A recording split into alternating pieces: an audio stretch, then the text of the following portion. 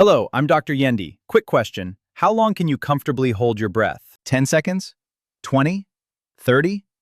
Most people treat breath holding like a party trick or a pool game, but modern physiology suggests your answer may reveal something deeper about your nervous system, your stress resilience, metabolic efficiency, anxiety threshold, and perhaps even elements linked to long-term health. Today I want to talk about one of the most misunderstood players in physiology, carbon dioxide, and why learning to tolerate more CO2 may be one of the most overlooked tools for improving recovery and autonomic nervous system resilience. We obsess about oxygen, understandably, but the urge to breathe isn't driven primarily by low oxygen. It's driven by rising carbon dioxide. When you hold your breath, oxygen often stays adequate for quite a while. The real driver of discomfort is CO2 accumulating in the blood. That buildup triggers ancient alarm circuits in the brain. Deep in your brainstem are chemoreceptors that constantly monitor CO2. When CO2 climbs past a threshold, those alarms fire. Breathe now, something's wrong. These systems evolved to protect us, but in modern life they can become hypersensitive, contributing to chronic stress, anxiety, overbreathing, and reduced physiological resilience. Consider anxiety. Breathing becomes rapid, shallow, and erratic. CO2 falls. The nervous system becomes more reactive. That creates a feedback loop. More anxiety, more hyperventilation, less CO2, greater instability. Pretty quickly, normal bodily signals are interpreted as emergencies. Here's the encouraging part. CO2 tolerance is trainable. Research on breathwork, freediving, and elite athletes shows the brain and chemoreceptors can adapt. With gradual, controlled practice, the threshold for the urge to breathe shifts. The brain learns that higher CO2 isn't always a threat. And when that happens, you often become calmer under pressure. This is about the autonomic nervous system, the invisible operating system that controls heart rate, blood pressure, digestion, recovery. It has two main branches: sympathetic, fight or flight, and parasympathetic, rest and repair. Modern life biases most of us towards sympathetic dominance.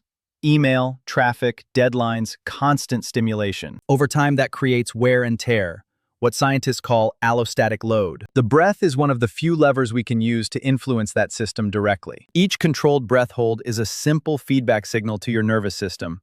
We are safe. Discomfort is tolerable. No panic required.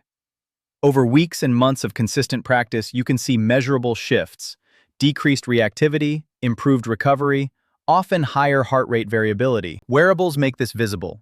You can track HRV, resting heart rate, respiratory rate, and recovery scores. Many people notice improvements in these metrics as their breath control skills improve. Not because oxygen changes dramatically, but because the body learns to tolerate CO2 more effectively and operate with greater stability. A simple self-test many practitioners use is the control pause. After a normal exhale, hold your breath until you feel the first clear urge to breathe. Not maximum strain, just that first signal. For many people, that's 10 to 20 seconds. Highly trained individuals often go much longer. The absolute number matters less than the trend. Gradual improvement suggests your nervous system is adapting. A few important cautions. More is not always better. This isn't a competition. Excessive breath holding can be dangerous, especially in water and for people with certain medical conditions. Progress slowly, stay grounded, and consult a medical professional if you have cardiovascular, pulmonary, or other health concerns. What I find most fascinating is the evolutionary angle. Our brains still house survival mechanisms built for a different world, one of predators and scarcity. Those systems kept our ancestors alive, but today they often treat emails and notifications like emergencies. Breath training gives us a way to speak directly to those ancient circuits and teach them a new pattern.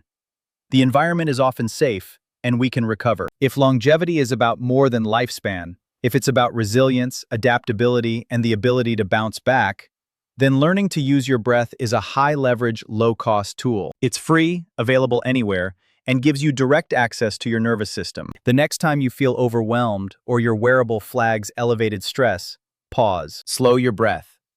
Observe the sensations without judgment. Every breath is information. Every breath is biology. Every breath is an opportunity to train resilience. I'm Dr. Yende with OXYZEN Health Intelligence. Have you measured your breath hold time, heart rate variability, or recovery score before and after breath work? What changed? Share your experience in the comments. I'll see you in the next episode.